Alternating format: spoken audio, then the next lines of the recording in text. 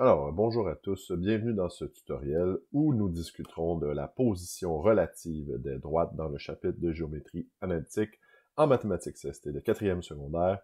Donc, ce que nous compléterons ensemble aujourd'hui, c'est les notes de cours au bas de la page 2 de votre document et nous compléterons ensemble deux exemples tirés de votre cahier d'exercice.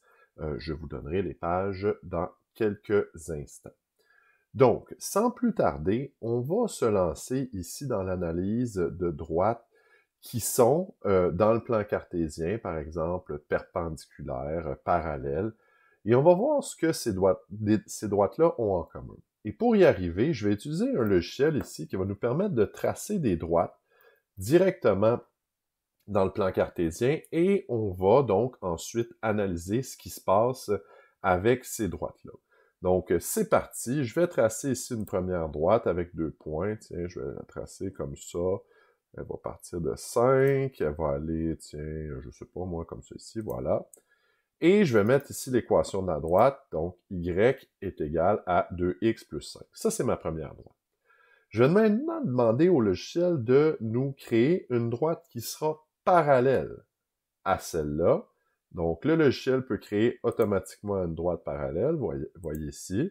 Donc, je vais aller cliquer sur la droite et je vais aller placer cette droite parallèle, par exemple, ici, à 15. Donc, les deux droites sont parallèles, elles ne se toucheront jamais. Et là, regardons à l'instant la forme des deux équations, des deux droites produites ici. Donc, la première, y égale à 2x plus 5. La deuxième, y égale à 2x plus 15.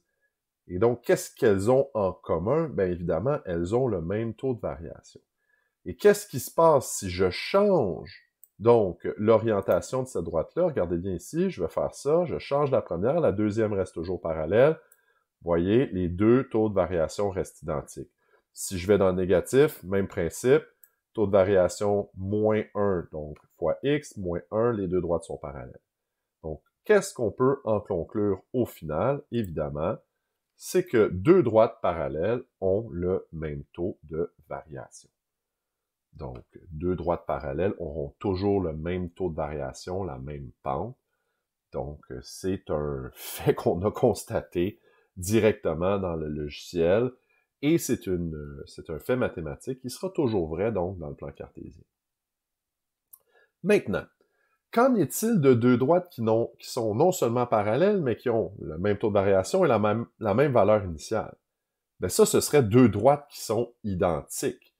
On appellerait ça, donc, deux droites parallèles et confondues. Des fois, on va juste dire tout simplement deux droites confondues. Donc, ce sont deux droites qui ont le même taux de variation, la même valeur initiale. Autrement dit, c'est la même droite. Donc, exactement la même droite. Donc, une par-dessus l'autre. On appelle ça des droites confondues. Je vous dirais que c'est rare qu'on aborde le concept de droite confondue parce que c'est pas tellement intéressant d'étudier deux droites qui sont une par-dessus l'autre, mais ça porte un nom, donc on appelle ça des droites confondues. Même taux de variation, même valeur initiale, autrement dit, c'est la même droite. Je vais revenir ici à mon logiciel de modélisation de droite. Je vais effacer donc la droite que j'ai tracée ici. Voilà, je vais effacer ce point-là, la droite va disparaître. Et donc, je vais replacer la droite comme elle était au point de départ. Donc, elle ressemble à quelque chose comme ça. Et cette fois-ci, je vais demander au logiciel de produire une droite qui est perpendiculaire. Je vous rappelle, perpendiculaire, donc, c'est que la droite va croiser, donc, la deuxième droite va croiser la première, mais avec un angle de 90 degrés. Donc, on va regarder ici ce à quoi ça ressemble. Je vais cliquer sur ma droite. Je vais ensuite la placer aussi pour qu'elle passe à 15 ici. Et je vais changer la forme de l'équation. Et là, si on regarde ici, donc la première droite, toujours 2x plus 5, ça va. La deuxième, moins 0,5x, donc plus 15. Bon, qu'est-ce qui se passe ici avec le taux de variation? Pas facile à voir. Allons voir une autre droite. Donc, si je déplace, par exemple, la droite ici, Et je la place, par exemple, on va aller voir ici, tiens, je vais la placer comme ça. Donc, le premier taux de variation de la première droite, 1,5. Le deuxième, moins 0,67. Pas évident à voir non plus. Je vais essayer une autre possibilité. Donc, je vais aller ici, tiens, comme ça, dans les négatifs. Donc, taux de variation de la première droite, moins 3. Taux de variation de la deuxième, qui est perpendiculaire, 0,33. Qu'en est-il de toutes ces possibilités? Je vais les écrire ici, dans mon document, les différentes possibilités qu'on avait, donc entre la première droite et la deuxième qui était perpendiculaire. On avait un premier taux de variation qui était de 2, qui correspondait à une droite perpendiculaire de moins 0,5. Si je mettais moins 0,5 en fraction, ce serait moins 1/2. Ensuite, on avait une deuxième droite, si ma mémoire est bonne, qui était de 1,5. Si je mets ça en fraction, c'est 3/2. Donc, ça correspondait à une droite perpendiculaire dont le taux de variation était de 0,67 environ. Moins 0,67, pardon. Si le taux de variation, je le change en fraction, ça me donnerait quelque chose comme moins 2/3. Et le dernier exemple que j'ai fait, j'avais une droite qui était à moins 3, et la droite, donc, correspondante, son taux de variation, la droite perpendiculaire correspondante, c'était de 0,33. Si je mets ça en fraction, ça fait 1/3. Comment comparer, donc, les taux de variation des droites et les taux de variation des droites perpendiculaires? Ben, peut-être que certains le voient. C'est pas évident à voir au départ, surtout pas quand c'est en nombre décimal. Regardez bien ce qui se passe ici. Si je regarde les taux de variation des droites de départ, qui sont à gauche ici, tiens, je vais les entourer en rouge, ces taux de variation-là. Si je les mets tous en fraction, donc par exemple, 2 sur 1, 3 sur 2, et ensuite moins 3 sur 1, et que je les compare au taux de variation des droites perpendiculaires que je vais mettre en vert ici, ben regardez comment les taux de variation s'inversent. 2 sur 1 devient 1 sur 2, 3 sur 2 devient 2 sur 3, et ensuite 3 sur 1 devient 1 sur 3. Première constatation. Deuxième constatation, le signe change. Premier taux de variation 2, deuxième taux de variation négatif, moins 1 sur 2. Premier taux de variation 3/2, deuxième taux de variation perpendiculaire, moins 2/3. Moins 3 sur 1 devient 1 sur 3. Donc, si on a un signe positif pour une droite, ben la droite perpendiculaire va être négative. Et l'inverse est vrai. Si le taux de variation est négatif pour la droite de départ, la droite perpendiculaire va avoir un taux de variation négatif. Donc, qu'est-ce qu'on peut noter de tout ça? Eh bien, c'est que deux droites perpendiculaires ont des taux de variation inverses et opposés. Et je vous rappelle également que deux droites perpendiculaires, donc, c'est pas juste qu'elles se croisent, c'est qu'elles forment un angle droit. Donc, il y a un angle de 90 degrés qui est formé entre les deux droites à leur intersection.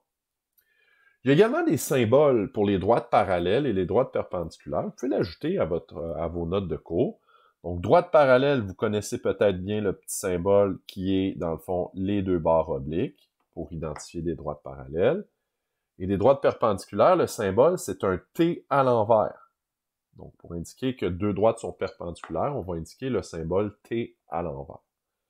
Donc, c'est pas la fin du monde pour l'instant si vous ne retenez pas par cœur ces symboles, mais on va les utiliser davantage. Une autre façon de vérifier que deux droites sont parallèles, ont des taux de variation inverses et opposés, c'est que si on multiplie les pentes, les taux de variation, rappelez-vous, hein, les pentes, c'est synonyme de taux de variation. Donc, si on multiplie les deux taux de variation, ça va nécessairement donner moins 1. Si on multiplie 2 et moins 1/2, ça va donner moins 1. Si on multiplie 3/2 et moins 2/3, ça va donner moins 1. Si on multiplie moins 3 sur 1 fois 1 sur 3, ça va donner moins 1. C'est une autre façon de vérifier si les taux de variation donc, sont inverses et opposés. Personnellement, j'aime pas tant cette méthode, mais ça peut être une méthode qui peut être pratique. Donc, en multipliant les deux taux de variation, on obtient, donc, à savoir si ça donne moins 1, on sait si les deux droites sont perpendiculaires ou non. Maintenant, qu'en est-il de droites qui ne sont ni parallèles, ni confondues, ni perpendiculaires? Eh bien, ça porte un nom. On appelle ça des droites séquentes. Donc, c'est des droites qui se croisent, mais qui n'ont pas un angle de 90, qui ne sont pas parallèles, donc ni parallèles, ni perpendiculaires. C'est tout le reste, dans le fond. Donc, c'est ce qu'on appelle des droites séquentes. Donc, avec ces informations, donc on va être capable d'aller faire, peut-être pratiquer quelques petits exercices très rapidement dans notre cahier. Et on va aller voir donc à la page 198, le numéro 2, et ensuite le numéro 6, qui, je crois, est à la page 199. Donc, sans plus tarder, allons à la page 198 de notre cahier d'exercices. Et ce qu'on a ici, donc, c'est qu'on a une série de 6 droites, donc identifiées de A à F, et on doit trouver des paires parmi ces 6 droites, donc 2 droites parmi les 6, qui sont soit, dans le premier cas, parallèles distincts, soit dans le deuxième, parallèles confondus, autrement dit, c'est la même droite, ou dans le troisième cas, perpendiculaires. Donc, comment on va faire ça n'ayant pas de visuel sur chacune des droites? Ben, on va utiliser les informations qu'on vient tout juste de découvrir ensemble pour, dans le fond, comparer les taux de variation. Donc, simplement en regardant le taux de variation des droites, donc je vais être capable de découvrir, dans le fond, là, si les droites sont parallèles, perpendiculaires ou confondues.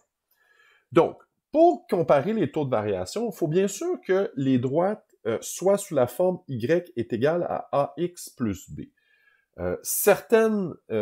Pour certaines, c'est déjà le cas. Dans d'autres situations, ce l'est pas.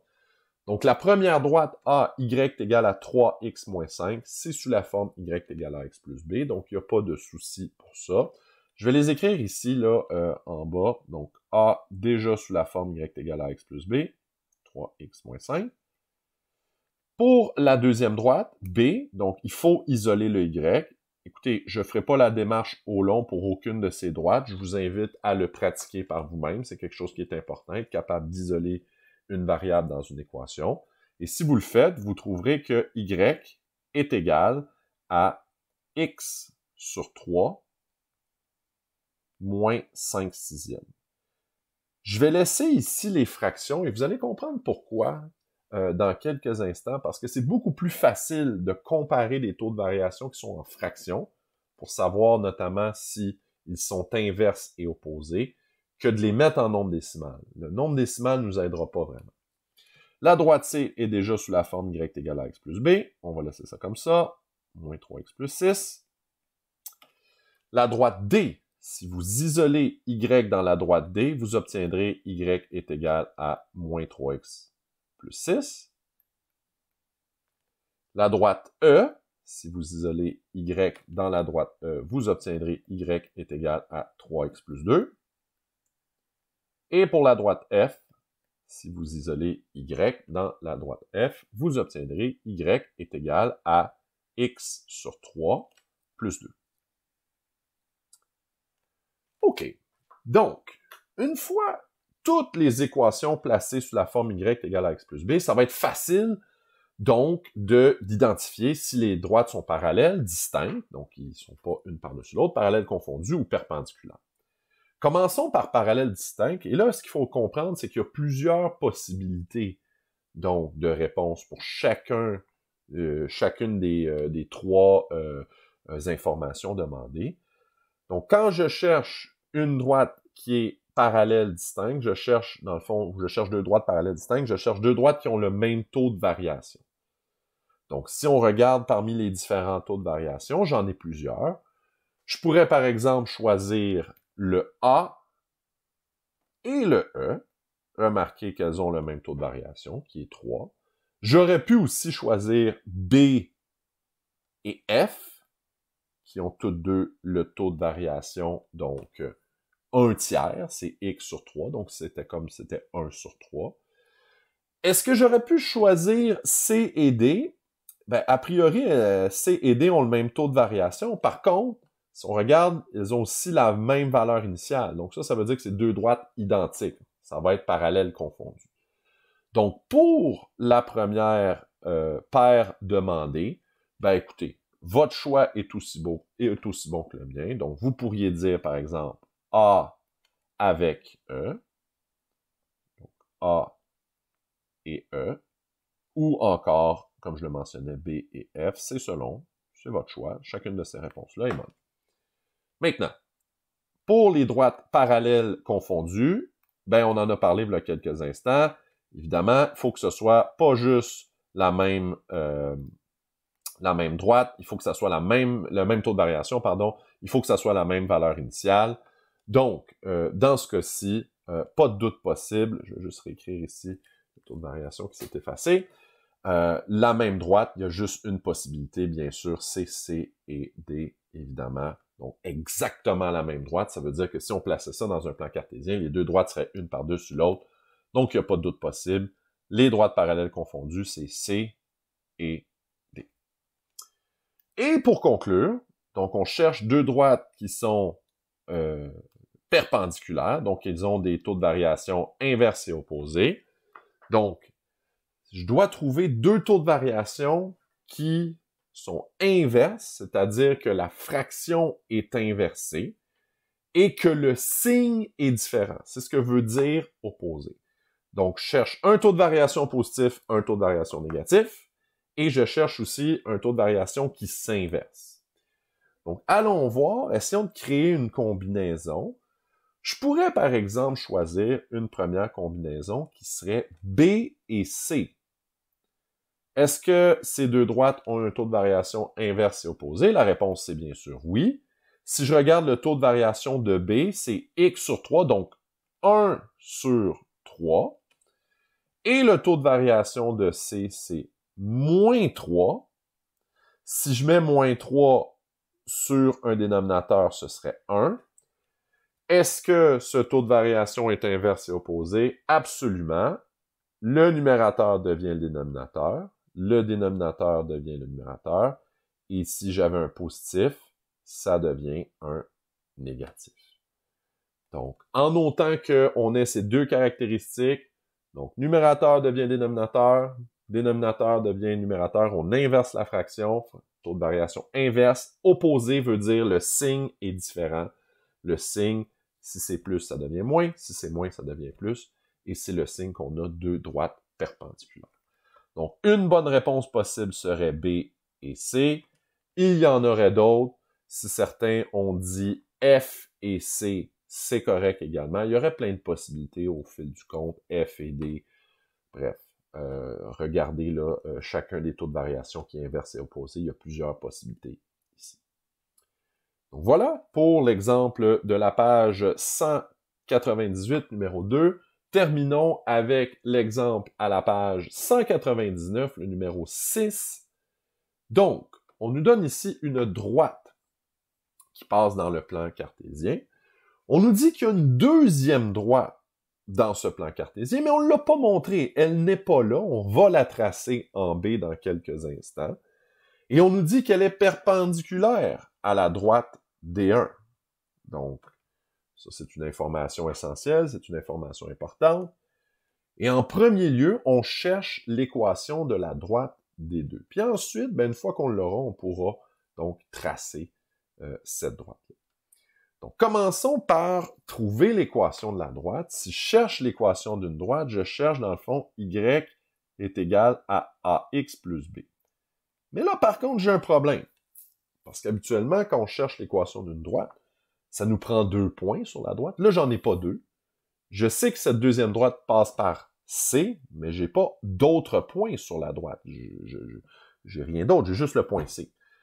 Donc, je dois passer par un chemin différent, un chemin alternatif. Et ce chemin-là, ben, ça serait peut-être d'abord de calculer le taux de variation, non pas de la droite 2, mais de la droite 1. Donc, si je calcule le taux de variation de la droite 1, sachant que cette droite-là est perpendiculaire à la droite 2, ben je sais que leurs taux de variation sont inverses et opposés. Donc, je vais commencer d'abord par calculer le taux de variation de la droite 1, puis ensuite, je pourrais faire le résultat inverse et opposé, puis j'aurai directement trouvé le taux de variation de la droite 2. Je pourrais ensuite trouver la valeur initiale, le B. Donc, on va faire ça ici. Donc, pour la droite 1, le taux de variation, le A, donc ça va être Y2 moins Y1 sur X2 moins X1. Donc, quel est le Y2? J'ai déjà identifié mes points, donc c'est 1 moins Y1, 6 sur X2, 5, moins X1, donc moins 5. Donc, j'ai 1 moins 6, ça fait très exactement moins 5, sur 5 moins 5, donc 5 plus 5, ça fait 10. Moins 5 sur 10, en fraction irréductible, ça serait moins 1/2. Certains seraient peut-être tentés à ce point-ci de transformer ça en décimale. Résister à la tentation parce que pour trouver le taux de variation de la droite des deux, ça va être beaucoup plus facile si donc mon taux de variation de la première droite est sous forme de fraction. Donc justement, on est là. Pour trouver le taux de variation de la droite D2, je sais que la droite D2, elle est perpendiculaire donc à la droite D1, et donc regardez bien ce qu'on va faire ici. On va prendre le taux de variation de la droite D1, moins 1/2. On va inverser. Le 2 s'en va en haut, le 1 s'en va en bas, 2 sur 1, et on va prendre le signe et on va le changer. Ça va devenir un plus. Donc, moins 1/2, inverse et opposé devient 2 sur 1 positif. Dès lors, le taux de variation de la droite des deux, qui est perpendiculaire, sera de 2 sur 1, ou tout simplement 2. Parfait. Donc, maintenant que j'ai cette information, il ne reste plus qu'à trouver la valeur initiale de cette droite. Je vais aller ici à droite pour faire le calcul. Donc, Y est égal à 2X, c'est le taux de variation de la droite des deux, plus B, la valeur initiale. Et donc, ben, à ce moment-là, je vais tout simplement là, remplacer par un point. Le seul point que je peux remplacer de ma droite des deux, ben, ça va être le point moins 1, 4. C'est le seul qui passe par la droite que je connais. Donc, je vais aller remplacer ça en X et en Y, puis je vais aller isoler donc le paramètre B.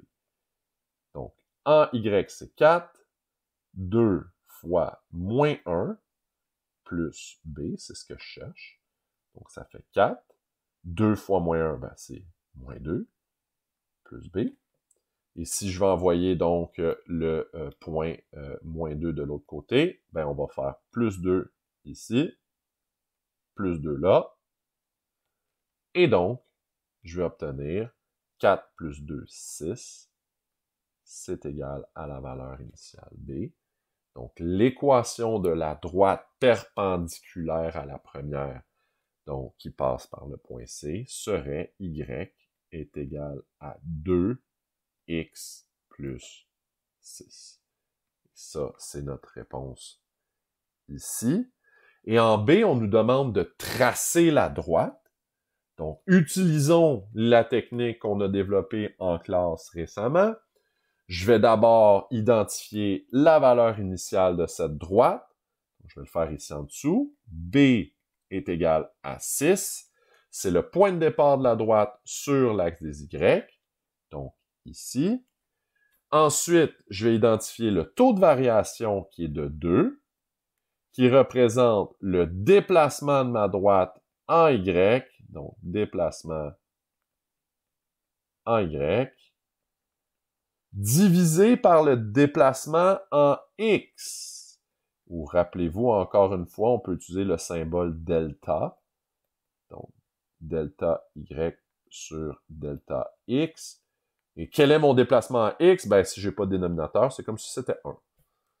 Donc, à partir de mon point 6, je monte de 2 en Y et j'avance de 1 en X. Donc, monte de 2, 1, 2, j'avance de une case en Y, en X, pardon.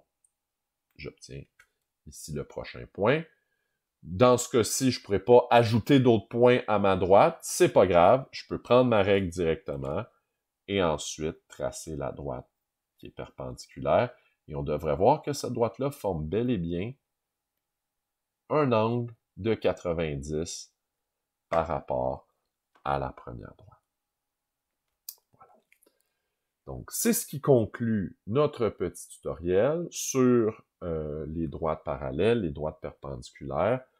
J'insiste sur les définitions que nous avons prises en note ici à la page 2 de notre document. Elles sont extrêmement importantes. Et à partir de ça, donc, vous pouvez compléter les exercices adaptés donc sur ces sujets dans votre cahier. Sur ce, je vous souhaite bon travail.